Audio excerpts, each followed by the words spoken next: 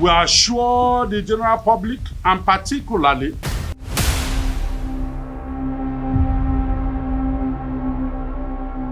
now, these are the things we're going to fix when we're in.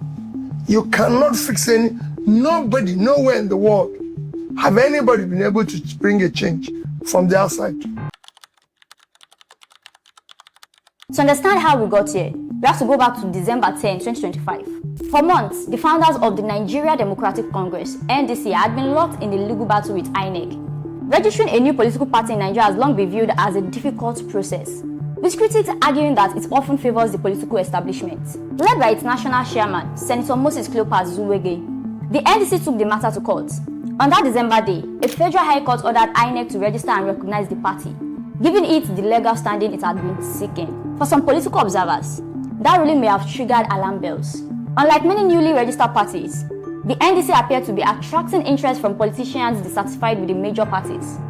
Organizers claimed grassroots structures were expanding, supporters were investing resources, and preparations for the 2027 elections were gathering momentum. If the NDC was indeed becoming a credible alternative, it raises an intriguing question. Would powerful interests simply wait for the electorate to decide, or would they try to stop the party before the campaign truly began? Those who believe the latter argue that the battlefield was never going to be the ballot box. It was always going to be the courtroom. If you wanted to cripple a rising political party without appearing authoritarian, you would not send in security forces. You would use the courts, and for that, you would need an unlikely player. Enter the Peace Movement Party, PMP. Ask yourself this: when was the last time you heard the PMP make headlines, campaign across the country, or shape the national conversation? For many Nigerians, the answer is probably never. Yet, the party suddenly emerged at the center of a legal battle challenging the very existence of the NDC. According to speculation circulating among some political commentators, the PMP may not have acted entirely on its own. It suggests that influential figures within the political establishment could have found in the PMP the perfect legal vehicle to challenge a fast-growing rival while keeping their own fingerprints off the case. The strategy, if that theory is true, would be remarkably effective. A direct attack by those in power could easily be portrayed as political persecution.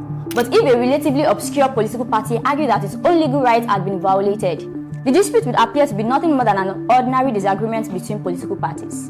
The PMP's argument was straightforward. It claimed it had not been given a fair hearing or the opportunity to be joined in the December 2025 case that compelled INEC to register the NDC. On that basis, it argued that the original document was fundamentally flawed and should be set aside. That brings us to June 26, 2026 in Lokoja, Kogi State, where Justice Issa Dashen delivered a ruling that sent shockwaves through political circles.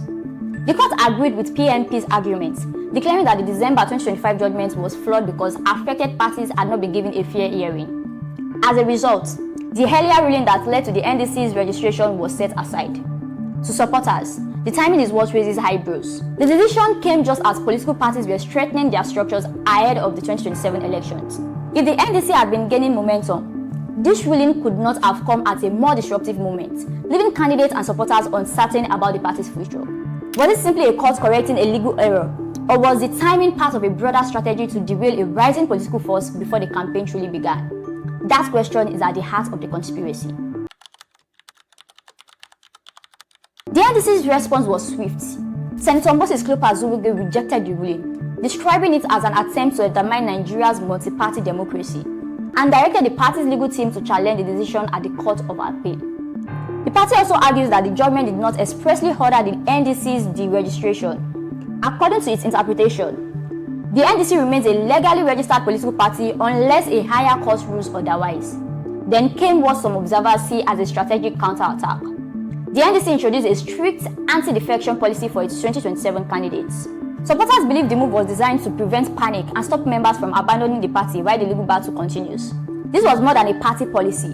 It was a move to frustrate what they see as a plan to trigger a mass political exodus. To understand why this case has attracted so much attention, some analysts argue that it should be viewed as part of a broader pattern rather than an isolated incident. They point to what political scientists sometimes describe as judicial engineering, the idea that legal processes can be used to shape political outcomes. The PDP also criticized the ruling, warning it could weaken Nigeria's multi-party democracy. Supporters argue that if a relatively unknown party can successfully challenge the legal foundation of another party's existence, then no opposition party is beyond similar legal battles. This leads to a larger question. What if elections can be influenced long before voters ever cast a ballot? Keeping opposition parties tied up in lengthy court cases could drain their time, resources, and momentum, leaving them focused on legal survival instead of campaigning. To conclude, as things stand, the future of the Nigeria Democratic Congress now rests with the Court of Appeal.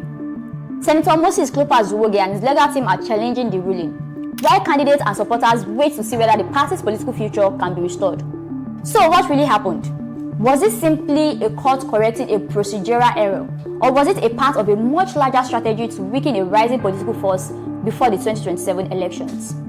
The timing, the role of the PMP, and the legal twist have fueled a conspiracy theory that continues to divide opinion. Whether you see this as justice or political chess, one thing is certain: the outcome of this case would have significant implications for Nigeria's multi-party democracy. What do you think is really happening behind the scenes in Lokoja?